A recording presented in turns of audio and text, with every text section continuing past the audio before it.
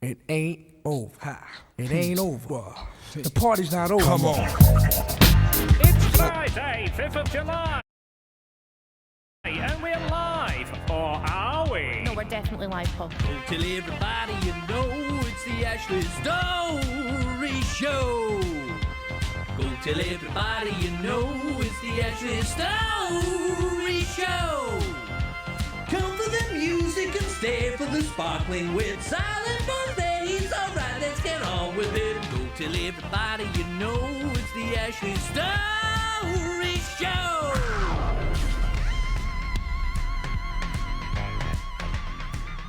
I'm Ashley Storrie. You're listening to BBC Radio Scotland, live from BBC Pacific Way, joined as always by sidekick Silent Paul. Hello, Silent Paul. How are you this week?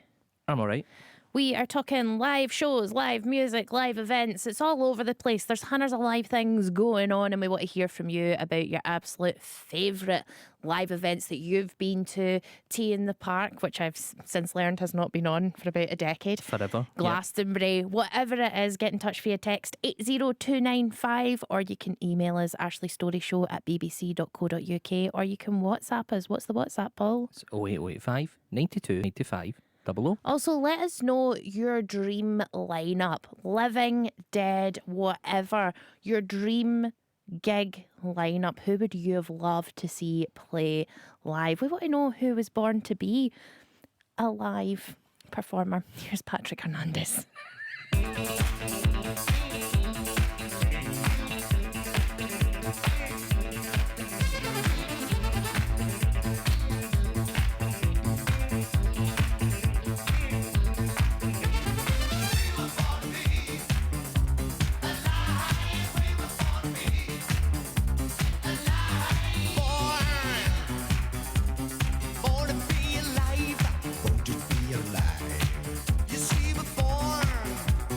Born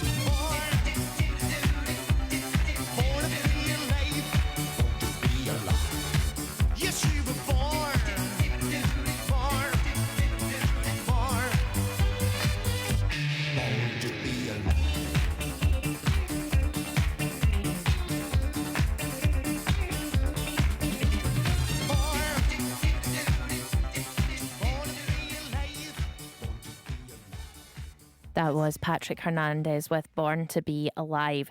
Davey sent in the weirdest message, but I love it. He says, hello again, yous two. I had a daft thought on the origin of phrases. So tomorrow here in Inverness, the temperature will be 12 degrees, and at the same time, it will be 15 degrees in Reykjavik. That's why mums go to Iceland. Have a great show, Faye Davey.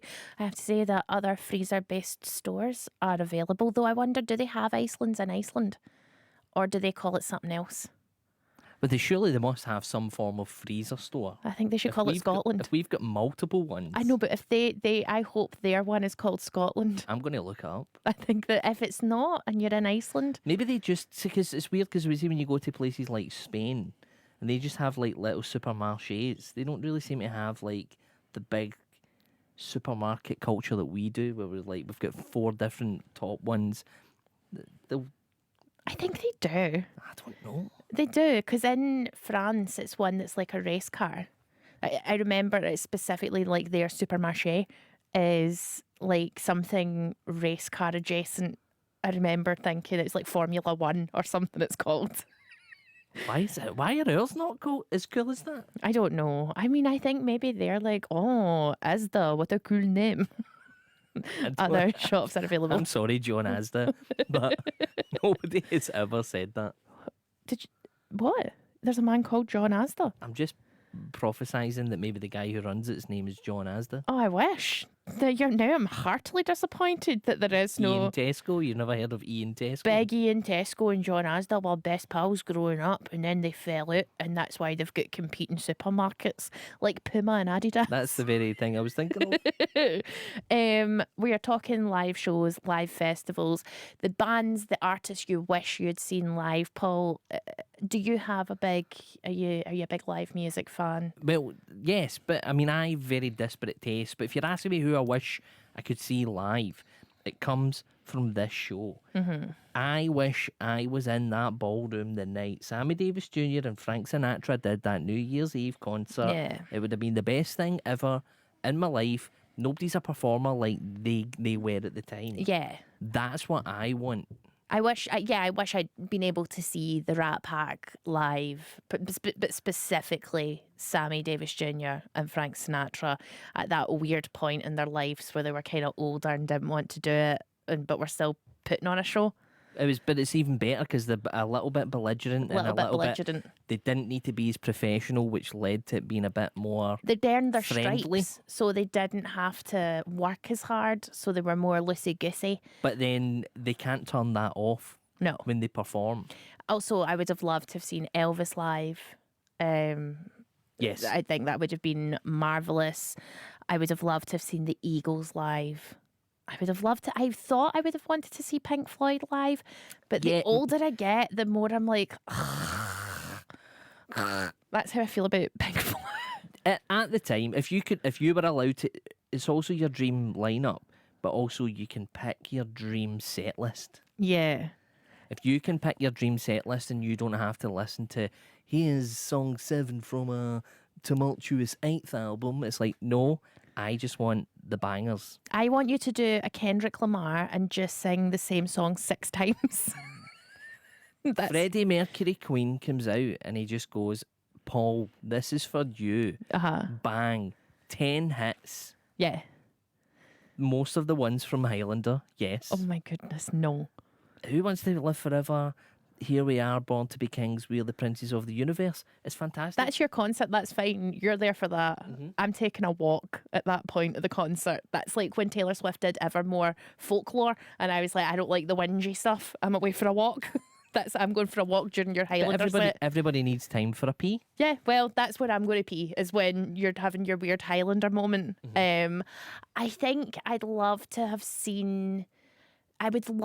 been, I know where, and I think you'll agree, on that rooftop when the Beatles played on that roof. Imagine I'd said on that rooftop when Alien Ant Farm played. I wonder though Remember that? I wonder if though when because we obviously see the video of it. Yeah. And the audio is recorded at the rooftop. But I wonder if you're down below. You hear nothing. You can't hear anything. No, and you it's don't just hear like, anything. Yeah, that's what you're hearing, nothing.